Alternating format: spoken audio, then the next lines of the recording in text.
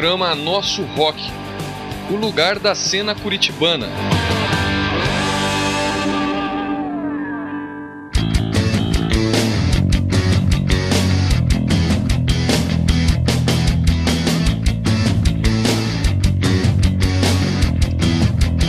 Boa noite a todos. Está no ar o Nosso Rock, o programa dedicado à cena do rock curitibano.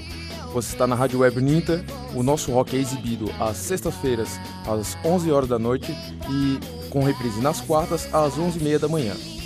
Hoje estamos aqui com uma convidada especial, que é uma professora aqui da própria Uninter, né? É a professora Mayra Nunes. Tudo bem, Mayra? Tudo bom, boa noite. Obrigada pelo convite. E também estamos aqui fazendo os comentários o Felipe Ponce, nosso produtor. Olá, tudo bem, Igor? Beleza. Então, Felipe, críticas, sugestões e comentários? Muito bem, você pode mandar as suas críticas, sugestões e comentários através do nosso Facebook, facebook.com/nossorockcuritiba, e também pelo nosso e-mail, que é nossorockctba@gmail.com. Bom, como eu estava falando, estamos aqui hoje com a professora Mayra Nunes, né? E nós que agradecemos, na verdade, sua participação aqui. E a professora Mayra Nunes é formada em História e é professora do Centro Universitário Uninter. Ela também é co-orientadora do projeto de iniciação científica Mobilização Anti-Mainstream, do qual o Nosso Rock faz parte. É também pesquisadora do movimento Underground e está diretamente ligada ao rock. Dando continuidade à nossa série sobre a história do rock, temos aqui a Mayra Nunes, que eu já apresentei, para falar sobre o rock na década de 60 e 70, que teve o seu cenário marcado tanto pela ascensão do Beatles, como pelo surgimento do Rolling Stones em uma nova onda no gênero, a revolta e a transgressão. Temos letras questionando o sistema e explicitando atitudes proibidas que deram efetivamente ao rock and roll a trilogia Sexo, Drogas e Rock and Roll. Foi também nesse período que aconteceu o grande evento em Woodstock, que reuniu diversas bandas no segmento em uma confraternização de 3 dias nos Estados Unidos, né? É bom lembrar que também, como teve a transgressão, teve também o movimento da quero pegar na tua mão, né? Então, temos os dois lados. Eu acho que talvez a reviravolta veio justamente para chutar essa coisa do bonzinho dentro do rock, né? Mas enfim. No último programa, o professor Tatá trouxe pra gente várias informações que confirmam que o rock desde sempre foi underground. Nessa época, a década de 60, a onda era engomadinho, que nem eu estava falando agora, né? Cabelo estilo Beatles e então muita coisa mudou desde então, né? Como se deu essa transição e como você percebe essa época com o momento do rock atual, professora? Então, uma coisa que a gente pode pensar a partir dos anos 50 é essa configuração do rock como movimento de contestação. Então, já nos anos 50 ele surge, né, como uma proposta de cultura de juventude, uma juventude que estava muito interessada em fugir dos padrões do modelo de vida dos seus próprios pais. Então era isso que eles queriam, né?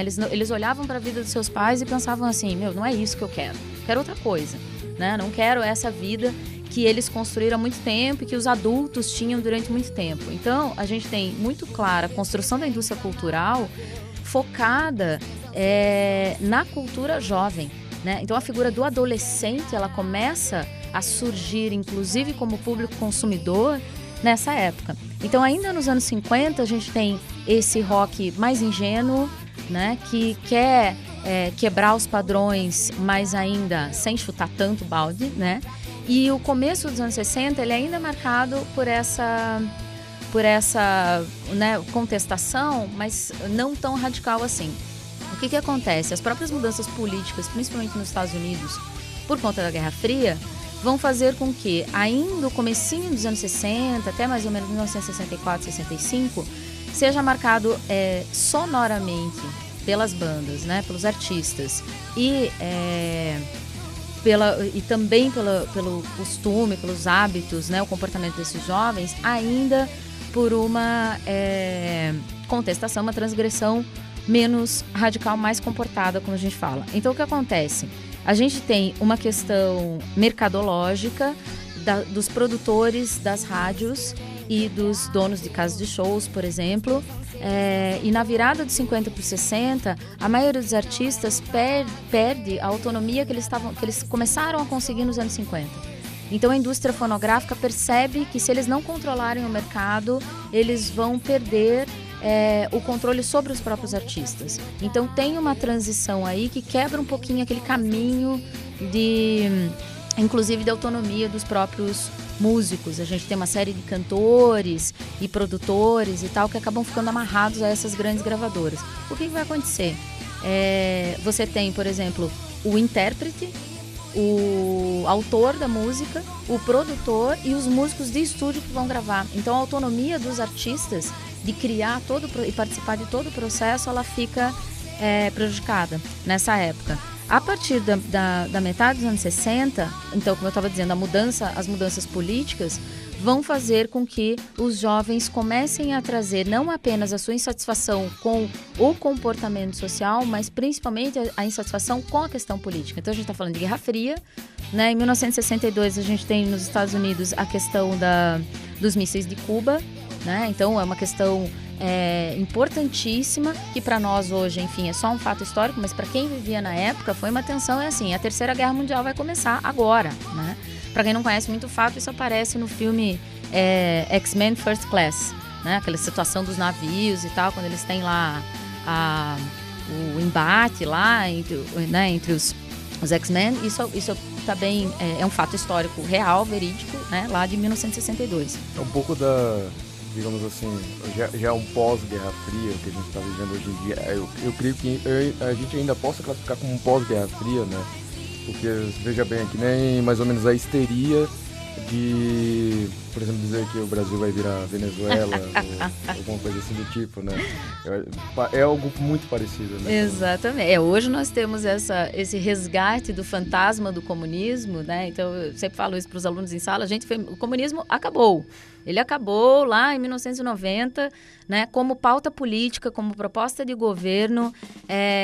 Aqui no Brasil, principalmente, nós estamos absolutamente inseridos no capitalismo internacional. Não é interessante para ninguém, nem para o governo, nem para os empresários, nem para a população. Ninguém quer comunismo nessa figura. O que a gente quer é melhorar a questão da desigualdade social. Como isso vai ser feito? Aí sim é um embate, né, de políticas públicas e tal, mas de repente surgiu esse fantasma aí do comunismo que lá nos anos 60 estava presente e que hoje está vindo com essa questão de uma construção midiática de um discurso totalmente anacrônico, né?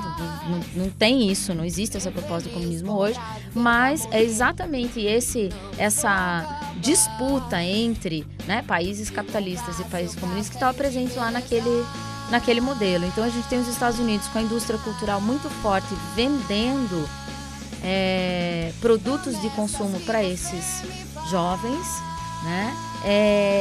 E no caso lá dos Estados Unidos, a partir de 63, a participação na Guerra do Vietnã, que vai trazer a cultura da guerra. Quer dizer, os jovens vão lutar por uma causa que não é sua, eles não estão defendendo o seu país, eles estão defendendo uma ideologia, né? Ou estão, enfim, indo lutar contra uma ideologia que seria a questão do comunismo, lá da implantação do comunismo no Vietnã.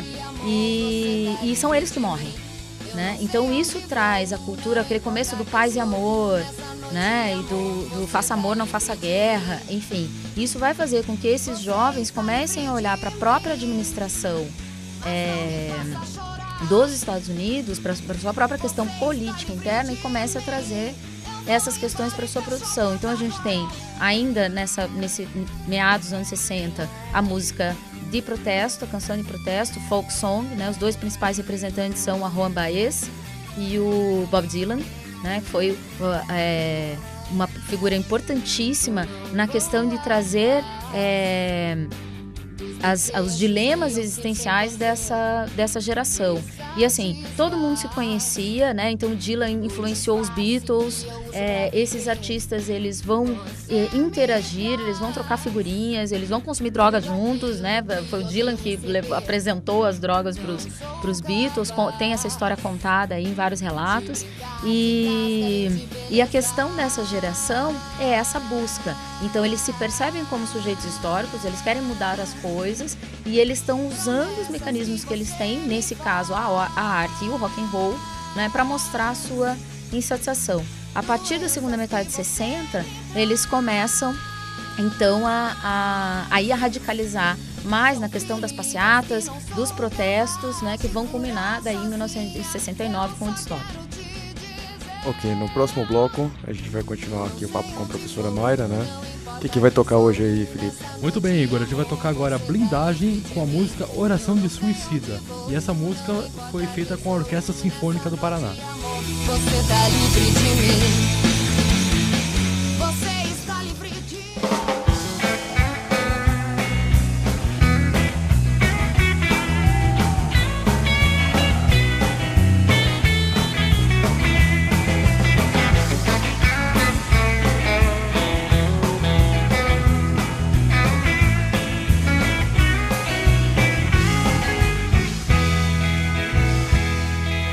Vejo nos teus olhos tão profundo as durezas que este mundo te deu pra carregar. Vejo também que sentes que tem amor para dar. Perdi-me na vida, achei-me no sonho. A vida que levo não é a que quero, não quero mais nada.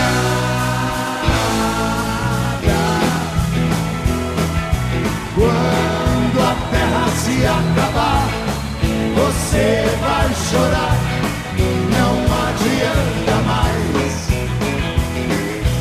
Vendo essa terra não compensa, pensando na presença de um gigante cogumelo.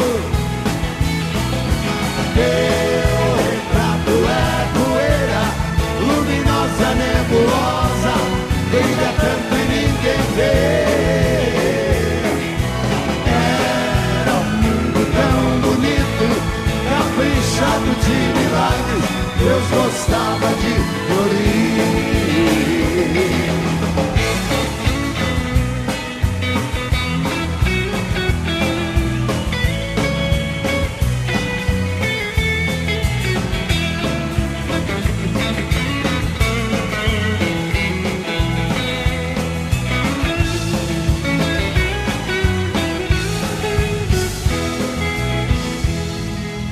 Vejo nos teus olhos tão profundo as durezas que este mundo te deu pra carregar.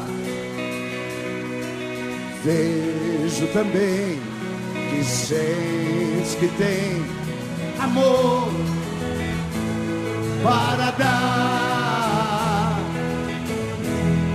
Perdi-me na vida, achei-me no sonho. A vida que levo não é a que quero, não quero mais nada. Olha só você! Olha!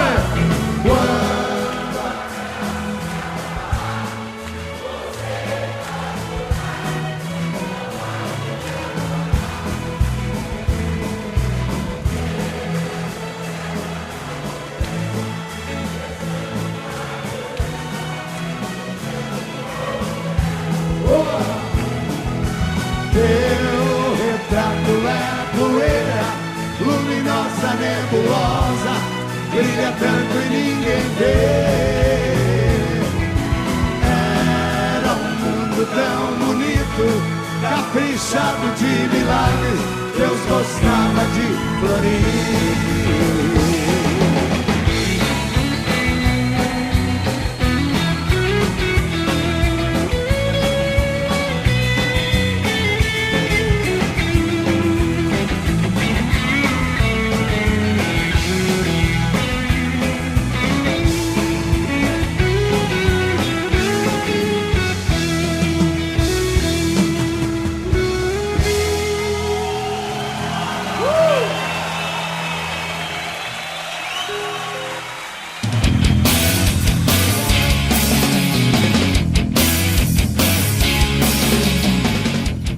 Estamos de volta aqui com o nosso rock. Você acabou de ouvir Blindagem com Oração de um Suicida, né?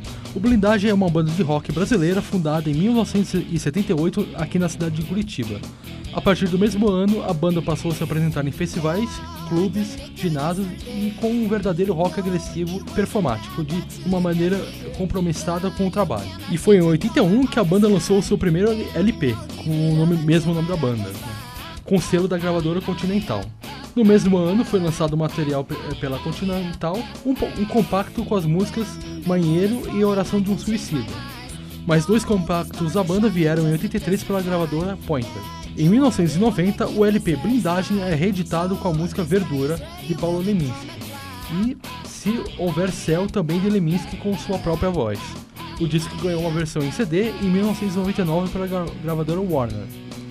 Em 2007, a banda retorna ao Guaíra para a apresentação do Rock em Concerto, unido com rock e a música erudita. Clássicos da banda se misturaram com músicas clássicas da Quinta Sinfonia de Beethoven, entre outros eruditos. Essa apresentação, gravada ao vivo, se transformou-se no primeiro DVD da banda, lançado em 2008. Em abril de 2010, ocorreu o falecimento do vocalista Ivo Rodrigues, e conforme o site oficial da banda, ela declarou: "E a história da banda continua." Muito bem, você está ouvindo o nosso rock na Rádio Web Uninter, www.uninter.com/radioweb/. E no programa de hoje estamos recebendo a professora do Centro Universitário Uninter, Mayra Nunes. Continuando o nosso papo, professora, o rock nessa época foi associado aos movimentos sociais, como a gente estava conversando, né? Como se deu essa junção entre música e sociedade? Porque, vamos ver assim bem, né? Lá na Inglaterra teve, assim como nos Estados Unidos teve a questão da guerra do Vietnã, na Inglaterra teve a questão dos movimentos ligados a partidos trabalhistas, né, e tudo mais. Então, de certa forma, entre o rock inglês e o rock americano teve uma certa diferença, assim. Então, como é que a gente pode dizer que as coisas se entrelaçaram, né? Então, o rock inglês ele estoura ainda nos anos 60, né, com os Beatles e os Stones, que a gente estava comentando, com estilos musicais completamente diferentes e de comportamento, né? Então, as duas bandas ficaram conhecidas como os bons moços, né, os Beatles, e os malvados, né, os Stones, e a partir de muitas outras bandas surgiram, né? O rock britânico sempre foi, enfim, muito profícuo na questão das bandas, a quantidade de artistas que tinha lá. E a partir dos anos 70 é que o cenário começa a mudar, daí por conta de uma crise internacional, a crise do petróleo a partir de 1973, mas a gente tem durante toda a década de 70, o começo da década ele já é marcado pelo fim da utopia. Então, se os anos 60 eram os anos que confiavam na questão da mudança, da paz, né, do movimento Flower Power, e de uma aposta numa melhoria da vida desses jovens, os anos 70 mostram que nada vai mudar, né? Principalmente por quê? Porque esses movimentos eles começam a ser incorporados pela própria indústria cultural. Então, uma coisa que a gente precisa ter muito claro é que, assim, tudo que surge, para discutir a questão do underground, né? Tudo que surge como movimento de contestação, de rebeldia e de confrontação ao sistema, acaba sendo incorporado pela indústria cultural, pelo sistema de consumo. Então vira moda, e daí o cabelo comprido, a calça boca de sino, a bata, né, a música, a atitude, e isso vai trazer para esses jovens, né, uma sensação de que o que eles estavam fazendo não era suficiente. Nos anos 70, daí a gente tem com muita força também os movimentos de periferia, né, que vem dessa descrença na mudança e que vão começar a criticar daí o sistema todo, não apenas a questão política, né, mas toda a questão da organização social, toda a questão dos partidos do governo, né, e daí nós temos nos Estados Unidos, né, o começo do punk como música de periferia, mas ainda não com essa característica agressiva que a gente conhece hoje. E daí, já no final dos anos 70, a partir de 77, na Inglaterra, né? Isso vem com muita força por conta dessa estética mais agressiva mesmo, mais radical, desses jovens que querem, daí sim, confrontar o sistema. Eles querem mostrar que eles estão insatisfeitos, né? E criticar toda essa estrutura que continua oprimindo. Por quê? Porque eles continuam, apesar de toda a mudança que eles propuseram ao longo do tempo, e deles agora até serem incorporados nas questões de consumo, eles continuam trabalhando para sustentar um Estado que não está nem aí para eles, né? Então, tem que estudar, tem que trabalhar, tem que casar, tem que produzir, tem que ser né, um bom membro da sociedade, tem que contribuir. Eles não querem nada disso, eles querem outra coisa, né? Então, isso acaba aparecendo também na configuração do punk e depois, né, dos outros estilos que vão pensar a própria indústria fonográfica, né? Então, nesse momento, a gente tem o surgimento da cultura do do-it-yourself, né? Eu vou fazer por mim, então eu vou fazer de maneira independente, que depois vai dar origem aos selos independentes, né? As bandas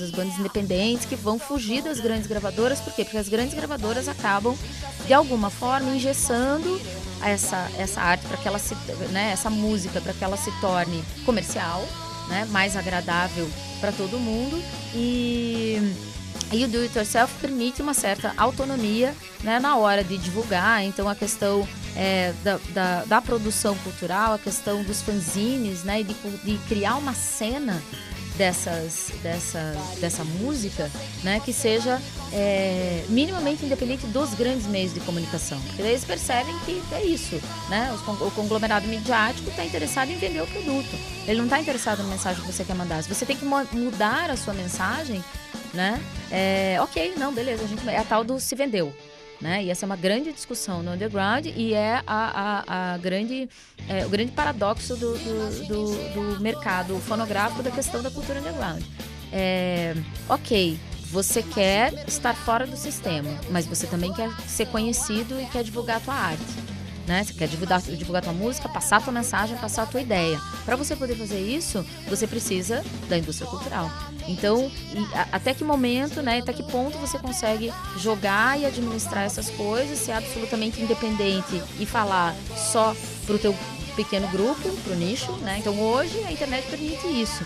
Mas lá eles tiveram que criar outras formas de poder divulgar a sua enfim, a sua cultura, a sua ideologia, a sua proposta de vida, de maneira independente, sem ter que fazer essas concessões todas, do tipo, não, agora você vai mudar o corte de cabelo para poder ser melhor aceito e tal, porque essa roupa aí não dá.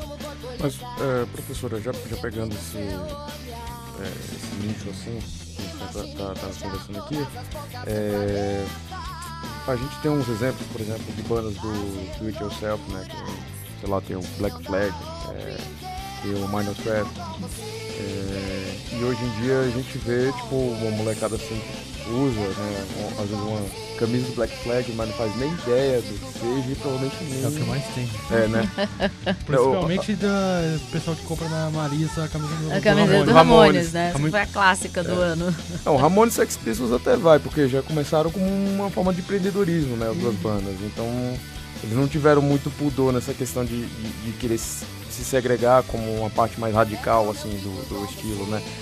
Mas essas bandas, assim, principalmente, acho que do fim dos anos 70 pro começo dos anos 80 ali da cena hardcore e punk rock ali dos Estados Unidos, né?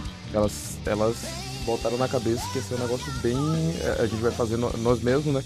E hoje em dia, sei lá, alguém usa uma roupa deles, né? Como se fosse uma marca, às vezes nem sabe que não é uma marca, é algo que veio de uma banda. E fica aquela pergunta, né? Será que depois dessa época o rock se dividiu entre underground e mainstream? Será que o underground não é mais tão underground assim, ele é totalmente mainstream? Ou será que dá pra ser as duas coisas? Essa questão é meio complicada a gente pensar assim, porque isso vai muito da própria estrutura da banda. Se a gente for usar o exemplo dos Sex Pistols, né, que foram criados com aquele visual, né, então o produtor, né, Malcolm McLaren, monta a banda, produz a banda, cria aquela estética da calça rasgada, cabelo espetado, alfinete, couro, rebite, que é uma estética que se mantém até hoje, né? E que daí você compra roupa, agora você compra calça rasgada na Zara, né? Você compra jaqueta de couro com rebite na C&A, você compra camiseta dos Ramones. Então, assim, é isso que eu estou comentando. A própria indústria cultural absorve isso muito rapidamente. Eles percebem, né, a questão da tendência, eles percebem que vai ter comprador para aquilo, não importa qual é a origem, nem qual é a ideologia, eles transformam aquilo. Então, a gente tem essa questão de qual é a sua proposta, né, e de como você administra isso, né? Tem essa relação, por exemplo, com a indústria fonográfica. Você precisa do quê? Você precisa de uma gravadora, você precisa de um bom produtor, você precisa tocar na rádio, né? Mesmo estando na internet, mesmo tendo tanta possibilidade de divulgação, você ainda precisa da estrutura mainstream de comunicação para poder ampliar o seu público e sair daquele nicho. Então, de alguma forma, isso acaba sendo reproduzido, mesmo que a banda não tenha interesse, né? Mesmo que a banda não queira entrar nesse mercado, você acaba a própria questão, enfim, da pirataria, dos direitos, porque agora a questão de marca, né? É muito difícil. Você vai entrar com um processo, olha, desculpa, eu não autorizei você aí usar, até porque dependendo do tipo de contrato que você assina, o direito da marca também tá com a gravadora, com o produtor, com alguém que não é a própria banda. A banda não tem autonomia. E daí o cara tá lá vendendo a roupa na C&A e a banda olha e fala assim, não era isso que eu queria, mas desculpa, você assinou aqui, a gente que administra, né? O nosso a gente vai levar. Mas é engraçado que tem essa coisa da internet hoje em dia, né? Então, o pessoal daquela época não tinha nem como imaginar que ia acontecer uma revolução nos meios de comunicação dessa maneira, né? De que você poderia, digamos assim, de fato você poderia fazer você mesmo e com muito menos dificuldade, né? Porque convenhamos que gravar qualquer coisa, seja com produtor ou sem produtor, naquela época era muito mais complicado. E hoje em dia qualquer um pode fazer um som se tiver algum empenho, né? Até uma questão do it yourself lá que a gente estava comentando, é que na verdade o músico não precisa ser um grande músico para fazer um som, né? 3, 4 acordes, então também demonstrou que não precisa ter essa necessidade para fazer uma música. Esse virtuosismo, né? Essa perfeição. Tem gente que faz som hoje com liquidificador, né? Tem uma banda nos caras que eles só tocam com, assim, eletrodoméstico, né? Com um batedor, outro com liquidificador, né? Eu não sei se eles têm muito público, mas enfim, eles fizeram a tentativa. Tem uma banda lá que eu acho que deve ser de black metal, que o vocalista é um cachorro que fica latindo. Ah, sim, é uma banda de grindcore. O Caninos. Caninos, isso aí muito... Enfim, a gente tem um monte de iniciativas. Tem uma cena que eu acho muito interessante, que é a cena curitibana aqui dos anos 90. Porque ainda é o último período da fita cassete, da fita demo, da produção, né, do fanzine, do xerox. E, por exemplo, esse ano, agora em setembro desse ano, a gente fez 20 anos do festival Junta Tribo, que foi o nosso principal festival independente daquela geração. Então, todas as bandas bacanas do Brasil, independentes, tocaram no festival Junta Tribo. Eu tava lá, lógico, né? Então, depois a gente faz um programa só para falar das bandas. E assim, a gente tinha aqui em Curitiba, em vários estilos musicais diferentes, uma cena independente. Inclusive, tem reportagens da época que chamavam Curitiba da Seattle brasileira. Porque foi logo depois do surgimento do grunge, então tava aquela coisa, Seattle, grunge, não sei o quê. E aqui em Curitiba a gente tinha muita banda. E o processo de produção deles era na camaradagem, entendeu? Uma banda ajudava o outro, um ia fazer um show, todo mundo se convidava, eu tô fazendo um show daqui, leva pra lá, paga a passagem, dorme na casa de não sei quem, né, racha o lanche, enfim. Isso era muito o do it yourself da época, né, dessa estrutura. E foi a última leva, essa galera que hoje, enfim, já são senhores e senhoras, né, essa foi a última geração que produziu de maneira analógica, né, nesse sentido independente mesmo, os selos, né, a gente tinha selos curitibanos, a Barulho Records e tal, que tinha loja, que foi um selo também. Então, assim, foi a última galera que produziu sem ter o acesso às plataformas digitais. Então, hoje a gente tem um outro cenário diferente e a gente continua tendo ainda a questão da influência da grande mídia, mesmo com a independência da internet, eu vou dar um exemplo para vocês. Tem um documentário que chama Sounds Like Revolution, né? Que foi traduzido como Sons da Revolução, mas na verdade soa como a Revolução, né? E eles fizeram um levantamento das bandas que foram boicotadas nos Estados Unidos por apresentarem um discurso político contra o governo. Aí a gente tem, além do Rage Against the Machine, do Anti-Flag, de bandas mais conhecidas, a gente tem a Dixie Chicks, que é aquela banda country de mulheres que fizeram um discurso anti-Bush, na época da guerra do Iraque, da invasão do Iraque, e que o que acontece? Eles foram boicotados pelas rádios. Então é o jabá inverso, né? Não é assim, você vai tocar, você não pode tocar essas bandas. E daí o documentário entrevista os artistas e vai atrás dessa questão. Então, mesmo tendo a força da indústria do mercado fonográfico e essa relação com a política, ela continua ainda muito forte. Nós tivemos aqui no Rock Brasil, nos anos 80, uma série de bandas, não apenas as bandas punks específicas, mas mesmo as bandas comerciais, né? O disco Que País é Esse, do Legião Urbana, até Paralamas do Sucesso, que, né, uma banda super comercial, teve música censurada, né? Aí não lembro o nome da música, o Luiz Inácio falou, o Luiz Inácio avisou lá. São 300 picaretas, né? Com o Anel de Doutor, que é já no começo. E ainda, né, começo dos anos 90, quer dizer, para dizer assim, não, ainda a rebarba da ditadura, por quê? Porque estava fazendo críticas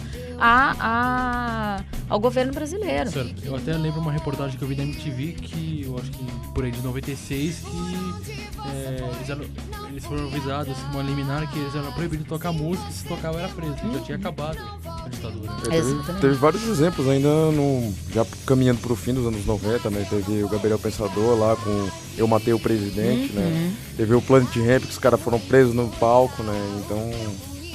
Por apologia às drogas. Faz muito tempo que eu não escuto mais nada em relação a isso, né? Alguém ser boicotado ou simplesmente ser preso na hora do seu show, né? Mas eu acho que ainda soa um pouco, digamos assim, acho que as pessoas, graças a isso, o pessoal de hoje, acho que da nova geração, eles têm muito pudor quando vai tratar dos assuntos, né? Então eles medem palavras, e já o pessoal daquela época era mais... Isso. A gente tem algumas iniciativas dentro dos próprios estilos, assim. Então, por exemplo, dentro do rap você tem uma crítica, né, que é um movimento de periferia, você tem uma crítica social muito grande, você tem dentro do próprio estilo hardcore o pessoal stray edge, né, o pessoal que é mais pautado na questão do especismo e a questão política, que você tem inclusive eventos manifesto, né, eles fazem o show e daí o show todo é organizado e você tem falas, né, falas de conteúdo político, só que isso acaba, da mesma forma como sempre foi, não sendo divulgado. O que acontece é que a gente teve em alguns momentos bandas consideradas comerciais, bandas que estão no mainstream e que se colocavam com relação a uma postura política, uma crítica social, não apenas a crítica ao governo, a crítica à estrutura social brasileira, e que essas bandas foram meio que sumindo, né, do processo. Não sei se a gente está numa entre-safra, né, ou se esse pessoal não chegou ainda, as grandes gravadoras, ou se o controle está maior, não sei. No próximo bloco a gente continua aqui com o papo com a professora Mayra. Qual que é a segunda música aí do programa, Felipe? Bem, agora a gente vai ouvir o Sugar Cane com Sempre.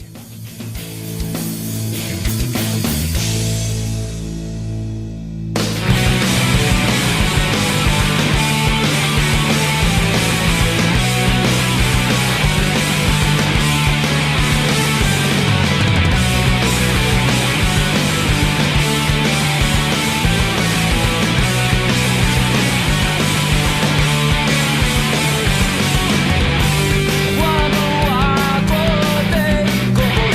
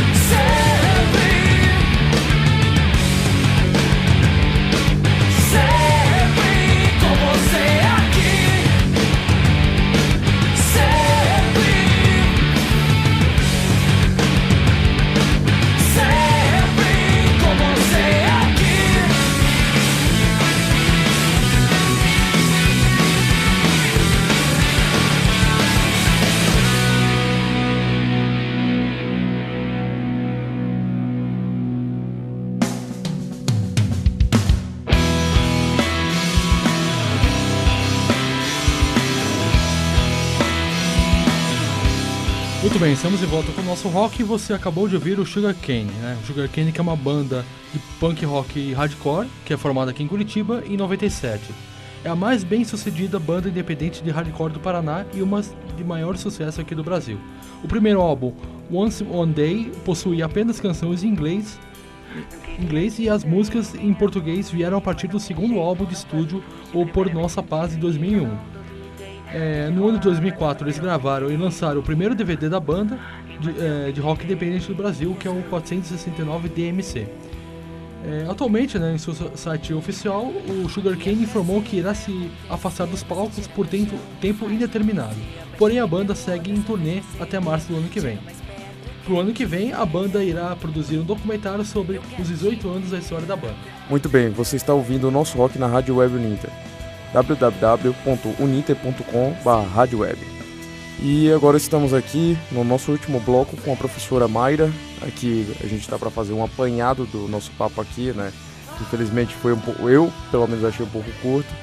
Quem sabe a gente chama aí para fazer uma segunda edição. A segunda entrevista com a professora parte 2. E professora, para fazer um apanhado geral assim, como é que você percebe, já pegando o assunto que a gente estava falando, como é que você percebe o underground de hoje?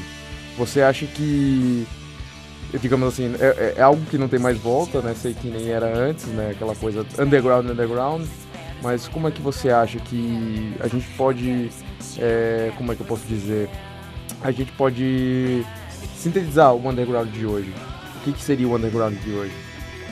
Olha, eu acho que a gente tem que olhar para o que essa molecada está fazendo, né? Tem gente produzindo muita coisa interessante, gente produzindo de forma colaborativa, de maneira, né, usando as redes, explorando a tecnologia, a internet, os coletivos culturais. Então, assim, aqui no Brasil tem muita coisa sendo produzida de maneira independente. Uma coisa que a gente tem é o mix de estilos. Aí, lógico, para os puristas, né, fica aquela coisa meio, não, mas isso aqui não é rock and roll. Ah, mas isso aqui tá muito misturado, isso aqui tem funk no meio, então não vai, né? Então, essa postura do underground, da crítica ao sistema, ela existe, né? Ela está sendo produzida. O que acontece como eu estava comentando, né? O que chega nas grandes gravadoras, daí realmente, né, não é diferente da produção que a gente tinha até os anos 90. Por quê? Porque os estilos mudaram. As pessoas hoje têm acesso, né? Então essa molecada, ela tem acesso à música produzida no mundo inteiro, né? Então a gente tem um aluno nosso aqui de comunicação social, de publicidade, ele está terminando o curso, que ele é rapper, né? E ele produz música com a galera de fora, ele produz música com gente do Japão, com gente da Inglaterra, né? E faz contato né, com grupos de periferia que têm o acesso à tecnologia também, que produzem uma música parecida com a música que ele faz, que é uma música de crítica social. Então, a gente tem uma ferramenta tecnológica que possibilita isso. O que acontece é que acaba vaporizando para você poder mapear todo esse processo. Então, assim, tem muita coisa sendo feita, né? Uma proposta bacana seria aqui em Curitiba, por exemplo, fazer esse mapeamento da cena local, né? Então, a gente está trabalhando com o nosso rock, né? Com a proposta, o que está sendo produzido de rock aqui em Curitiba, né? E atrás dessas bandas. E daí tem que chegar a um conceito de underground e a um conceito de rock que dê conta de todas essas misturas. Então, isso eu morava em Brasília nos anos 90 e lá você tem forrock, né? Que é rock com forró, né? Que é aquela coisa meio Raimundos e tal, porque Brasília, né, tem uma cultura nordestina muito forte por causa, enfim, da própria construção da cidade, da galera que vai pra lá. Então não é um rock puro, né?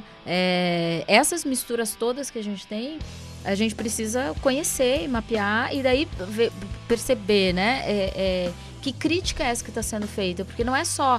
Você não é underground só porque você não gravou ainda, né? Só porque você não estourou e não está tocando no Faustão, né? Você é underground porque você tem uma postura de crítica, né? Enfim, pelo menos de discussão do cenário que está aí. Uma coisa que eu acho hoje em dia, assim, uma crítica pessoal que eu acho que eu vou fazer, é que hoje em dia com páginas no Facebook e aquela coisa do curtir, né? Acho que as pessoas estão muito presas ao vou agradar, né? Então elas não fazem mais simplesmente algo, digamos assim, porque elas acreditam 100%. Elas tentam conciliar isso com a coisa do agradar porque eu preciso de um público, né? Então, o pessoal, eu acho que o pessoal hoje tem alguns defeitos, que um deles é ser temeroso, o outro é ser conservador, porque o pessoal hoje em dia acho que tinha que ser muito mais cabeça aberta do que o pessoal nos anos 60, nos anos 70, sim. E na verdade parece que é o contrário, né? Então o pessoal tá preso a muitas vezes ser puritano, não gostar do mix, né? Independente de até não gostar da outra banda, fazer show junto, do estilo da outra banda no caso, fazer show junto para fortalecer a cena, né? Então eu acho que existe hoje em dia uma segregação que não devia estar mais acontecendo, né? Que impede de ser produzido, digamos assim, novos materiais e materiais talvez mais autênticos, porque hoje em dia a gente tem muito revival e tem muito mix, né? Sim. Então hoje ainda tem bandas de punk rock, hoje ainda tem bandas de rock and roll, ainda tem bandas de thrash metal e por aí vai. Então eu acho que o pessoal, infelizmente, hoje, que nem o pessoal de Curitiba que fala, tá muito piada de prédio, né? Mas enfim, você conferiu a entrevista aqui com a professora Mayra Nunes, aqui no programa Nosso Rock, um projeto de extensão dos cursos de comunicação social do Centro Universitário Internacional Uninter. Professora, muito obrigada pela sua participação. Infelizmente, o tempo foi curto mesmo. Muita coisa para falar, né? Mas muita a gente coisa. marca mais uma conversa aí. A gente marca uma edição especial de 3 horas. Né? Pra poder falar tudo. Então, Felipe, contato pra galera? Muito bem, o programa Nosso Rock também está nas redes sociais. Você pode conferir as edições anteriores em facebook.com/Nosso Rock Curitiba e também mande suas críticas, sugestões ou comentários para nossorockctba@gmail.com. O programa Nosso Rock é exibido todas as sextas-feiras, às 23 horas, com reprises nas quartas-feiras, às 11h30 da manhã. A apresentação com Igor Aragão, o novo locutor aqui, pelo menos enquanto o Pablo está tirando umas férias aí em Miami. E temos aqui na produção Felipe Ponce, produção e chefia, né? É o nosso novo editor-chefe também, enquanto o Pablo está nesse intermédio aí. E também produção de geral comigo, com o Igor Aragão. Pesquisa temos a Maria Heloísa Miranda e promoção e divulgação com Robson Campos. Os trabalhos técnicos do lendário Edson Worms, a orientação do projeto com o professor Guilherme Carvalho e a orientação aqui com nossa convidada especial, que é a professora Mayra Nunes. Até a nossa próxima edição, galera. Beijo.